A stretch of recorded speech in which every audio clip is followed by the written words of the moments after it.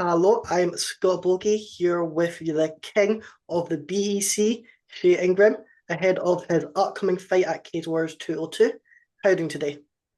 I'm good, mate. I'm good, thank you. How are you? I'm doing good. And how are you feeling ahead of this upcoming fight? I'm feeling good, feeling fit, feeling sharp. I'm ready to go this weekend if needs be. Like, weight's good, fitness is good, everything's peaking. Just try to keep that on a steady level now, ready for March 14th. And how has this fight been? Because there have been a few words on social media. You called him out last time. Get into the backstory of this fight. So basically, it's quick and easy. We both fought in June. I beat Farouk, he beat Yeah, Teddy. I went into his change room after. I shook his hand. I said, "Let's fight later on in the year." In Something happened. He said he had an interview, said he'll fight whoever, which is fair enough. I respect him. Of course he would. He said he'll wait for his eye to heal up, and then he asked me to fight July 12th while I was on holiday. So I was like, big man, I'm on holiday. Unless your purse can cover it, I'll come fight you in London. But unfortunately, I don't think it would have. But yeah, so that was all scrambling around. I wanted him in November. He was going to fight Ewan Davis. Then he fought yeah. Jordan instead, which is fair enough. That's a big fight for him. He did really, really well in that fight. And here we are now. I mean, I wanted to get a big name. I was searching for a big name for this March card. And I thought I'd pull the trigger on the call out. And here we are. Exactly. And I think Torpal, he has made his name in the Cave War division.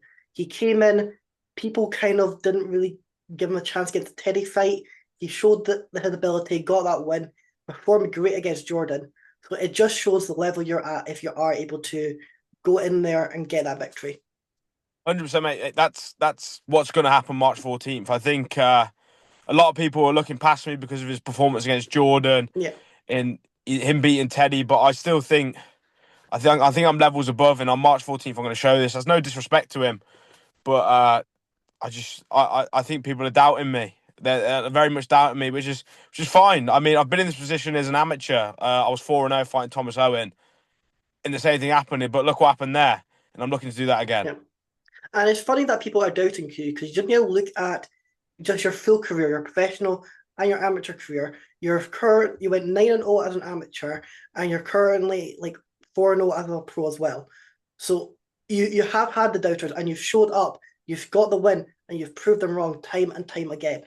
Do you feel like people are starting after this fight, they won't be doubting you, they'll just be coming into that realization of it's a Shay Ingram era and we're just living in it? I think that's exactly right, mate. I remember the last fight. I was saying to Oben, I said, "This is going to put my name on the map." But he said to me, he said, "Your name's already on the map, Yeah. and the people who need to know about it already know about it." So that's the mindset I'm coming into this fight with. It don't really bother me. All these guys saying, "Look who he's fought. Look his last performances." I'm going to go in there March 14th and show him who the best lightweight in Europe is and who the real super prospect is. Can you bring up Open there? How has that been to be able to train, develop underneath him? Because obviously he's been in the UFC, he's doing his thing. Very unlucky in that last fight, but how has it been being able to learn from him? Oh, it's amazing learning from Oban. I mean, like, not even just in the training, in the Yeah, fighting, just life skills, like everything. Like, we drive up to Manchester every day when he's training. When he's in England, he's still in Australia at the minute. But I've learned so much from him in these past since August last year. But we've been friends since I was 10 and I think he was like 15, something like that. I think he was somewhere around there. So like it's a bond which never got broke really. yeah. There was a few years where we didn't really speak, but as soon as it come back, we clicked straight away, and here we are, the Brothers of Destruction, the New World Order. So it's amazing. It's amazing having him in my corner by my side and leading me along, along with my coaches Cam and Henry. And you were there with him when he was at UFC 325. How was that Oh, experience? I How was was in that the corner. experience of just being able to just not even just at the fights, locker rooms, being around the fighters, but just being able to walk out to that arena? It was really good actually. It was good. I mean, I didn't want to make it about myself here. Like this was his Yeah, moment, but I remember getting to the walkout and thinking, "Oh, I'll have a look around here, you know, because it's going to be here. Well, I'm going to be here one day, so let's take it in." and he fought it. I think we walked it about 11 on Sunday morning, which is crazy to people like all over the world. That's what time they were fighting. And I looked around and I thought, Jesus Christ, this is packed for 11 in the morning. But it was amazing just being around the fight hotel, all the executives around there. I mean, it was mental. It was crazy, but it was really really good. I'm very grateful for him to put that trust into me to be able to corner him. And it was unlucky. It was unlucky, but he showed what man he is. He couldn't see, and he still went on the attack. Yeah. Fortunately, we didn't get the win, but next time we will do. And then you're coming home now, BEC. You love that arena. Like you said before, it's you are the king of the BEC. How does that arena feel to you? It feels like home. I mean, I train 5 minutes away from it. It's subzone. And as you know, whenever I walk out, well, not even that, whenever my fans turn up in that Yeah. arena, everyone knows who's fighting that night. It don't matter who's the main event is, who the first card is. You know who they're here to see. So it's amazing. I feel like it's my home now. But sometimes we got to go far and wide. So hopefully, well, not hopefully, what will happen? I'll go in there. I'm going to beat Torpal, and then we're gonna hit superstardom. So that's the goal. And after this fight, how active are you wanting to be this year? I want two more fights again, even three. If I can fit three more in, I'll do three more. I'm looking to get active. My amateur career wasn't very active. I was fighting at 66. I couldn't make the weight.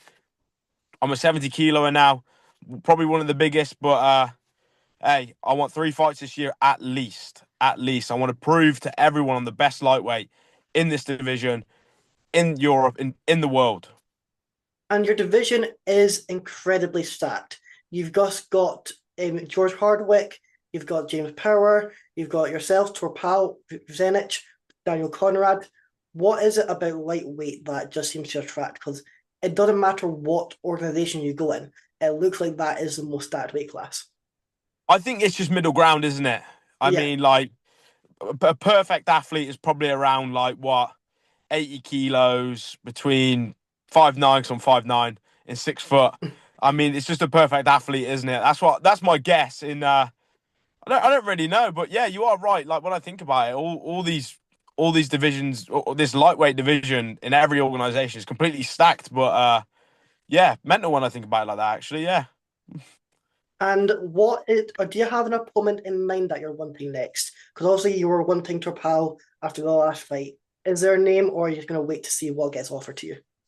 There's one name on my mind, and that's Torpal Merjoev. In March 14th, I'm going to go in there and show him the levels. So that's all I'm thinking about right now. I've got no ill will towards him.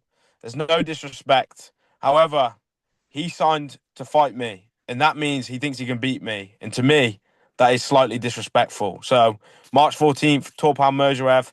That's the only thing I'm thinking about. And in your last fight, it was against Wellington Lopez.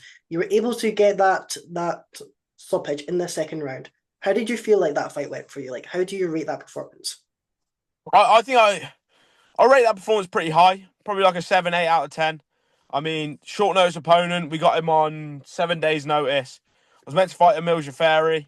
Yeah, I think the fight probably went the exact same way. Maybe even more stand up. I mean, I went in there with Wellington. I thought I'm going to stand with him a bit. He hit my hand with a left hook, and it felt like a sledgehammer just hit me. And I thought, you know what? It's time to get into the ground. Got him to the ground. Did some work in the first round. He was tough. He knew how to ball up and stay safe. But you know, as you saw in that second round, I hit him with about 9 elbows in a row. I think he knew it was the beginning of the end then, and I just took over and then got the finish. But a solid 7, 8 out of 10, I think. Good performance, but I'm looking to make this one a 10 out of 10 on March 14th. and you get that knockout, you get the crowd buzzing. What also on that card, you'll be able to set it up nicely for the title unification match between Samuel Silva and O'Neal Brown. How do you see that fight going, and what do you make of both athletes? Well, Emil's a teammate, Yeah, so Emil's going to go in there and smash him. That's all I'm saying. But Emil's a phenomenal athlete. I mean, you can see that. He was a welterweight. yeah. He beat all these welterweights. He's come down. And I haven't really seen much of Samuel Silva. I mean, he fought Hardwick. He looked real good. He got stopped on the contender series. I think he's like just a tough, durable guy. I mean, I'm not saying he's not skilled, but from what I've seen, he can bite down and have a good go. But I think if you could bite down and have a good go against Emil, it's not going to end very well for you. But to me, I want Emil to win. He jets off to the UFC, and I'm in that vacant title fight. That's the goal. And it's surprising that O'Meal hasn't been called up yet. He was I think it was like the welterweight champ before, and then he's dropped down into the lightweight division. Do you Yeah, feel, he won the prize fighter, didn't he? I think he won the yeah, prize fight, and then he come down. Yeah, yeah. and why do you think it has taken it so long? Because he has shown his class before. Do you feel it's just the UFC and it's just not as many shows in the UK as opposed to the US? Yeah, I'm thinking that just the opportunities of calling up. Because I mean, if it's going to be a short notice, it's going to have to Yeah, be you it's going need to have to be a visas. London card or an Abu Yeah, Dhabi card, something like that. And they come around 3 times a year, so you got yeah, to kind of get lucky. And normally he's always matched. He's yeah. matched in March, he's matched in June, and he's matched towards the end of the year, which is normally the October card. So I think he's just got a bit unlucky there. But I think he wins this one. He should get a straight call up. I think. And he did win that title fight against Omar in what was perceived as one of the best matchups that you could have got at Cage Wars at the time. And O'Meal just came in there and just completely dominated Omar. It kind of looked like Omar didn't really have anything that he could even do. And it was a great inspirational speech by the corner, just go out there and do it. Yeah, When yeah. you are in that situation, how much do you rely on your coaches to just try to get that pep talk when you are down to just shout, you just need to go out there and finish him? I think you've got to rely on them 100%. I mean, you're in there on your own, Yeah, and you get that 1 minute in between. And the three guys that are in there, the two guys that come in the cage, the one what stands outside. If you don't trust them, you shouldn't be in the cage at all. So if that was me, if my coach is saying you got to go now, I'm gonna go. And yeah. if that means I go out there and get the finish, or I go out there and get stopped, I put my trust in my coaches, and that's what I'll always do. So I think Omar did the right thing there, went out there, but I think just fighting O'Meal is it's a bit awkward. I mean, I spar him quite a bit. It's a bit hard. In this time, he switched it up a bit and started wrestling. So I could see how he would have got a bit frustrated and didn't know what to do. But that was a great performance from O'Meal. It was a really, really good performance. But yeah, I think you just got to put 100% reliability in your coaches. And what do you make of the upcoming fight between Jordan Vucenic and Conrad? Because obviously Conrad stunned the Newcastle crowd, just showed how tough that Cage War division is, and got that victory against Hardwick. How do you see that kind of matchup happening? That's a very, very good matchup. I mean, I remember hearing about it and thinking, "Ooh, that's a heavy matchup." But I think Jordan's very skillful. I think if Yeah, he can weather the early storm, I think he gets the win. It's just that, like, even when Conrad fought Sheehan, he was fighting at welterweight, and he was all go. And it was the yeah, same thing against Hardwick as well, and he was all go. I think as soon as you can weather that early storm from him, maybe chip away at the body, slow him down a bit, that's I think that's the game plan. That's how I would game plan it. But I think Jordan is skillful enough to move, not get caught, not get taken down. Because I actually did corner Aiden Lee against Conrad, and yeah. he was the same then. He was full forward, go in there, have a good fight, which is fair enough. It works. It works. So I think Jordan comes out with a win, stays on the outside, picks him off. Maybe he gets a late finish depending on Conrad's gas tank. I heard he cut a lot of weight last time, which isn't the best thing when you're fighting someone like Jordan who's going to stab your body and jab you and hit you from everywhere. But yeah, really good matchup. I'm looking forward to watching that one. And what is it going through your head when you hear in the UFC they have released guys like Jordan Vucenic, who he came in, saved the fight against Guram. He then had it was you could even argue he was winning the fight against Chris Duncan before he got caught. Yeah, yeah, And then you also have fighters like Nathan Fletcher, who probably should have won against Lochran. He was having a good fight and good start in that division, but then he got released as well. As a fighter, what does it go through your head when you see that type of handling in the UFC? I mean, it's ruthless, but I mean, the top of anything is ruthless. Yeah, Business, everything is ruthless. I mean, they've got the right to do it. yeah, Unfortunately, they got the right to do it. So they can pick and choose who they want on the roster. Even like looking at Jalton Almeida, he just got yeah, cut and he was like ranked number 6 in the world. It was like it's yeah, mental, but we all know what they're looking for. entertaining fights in finishes. But sometimes even Jordan was into entertaining fights. I mean, so maybe I don't know. I don't know. But I look at it and think I've got to go in there, I've got to win, and I've got to stop guys. And that's what I've been doing. So I feel Yep. like I should be able to do well there. And you talk about um, having entertaining fights. How good would it be to be able to have a prize fighter in the BAC and have you in it? Show Ooh. how good of an entertaining fighter you are.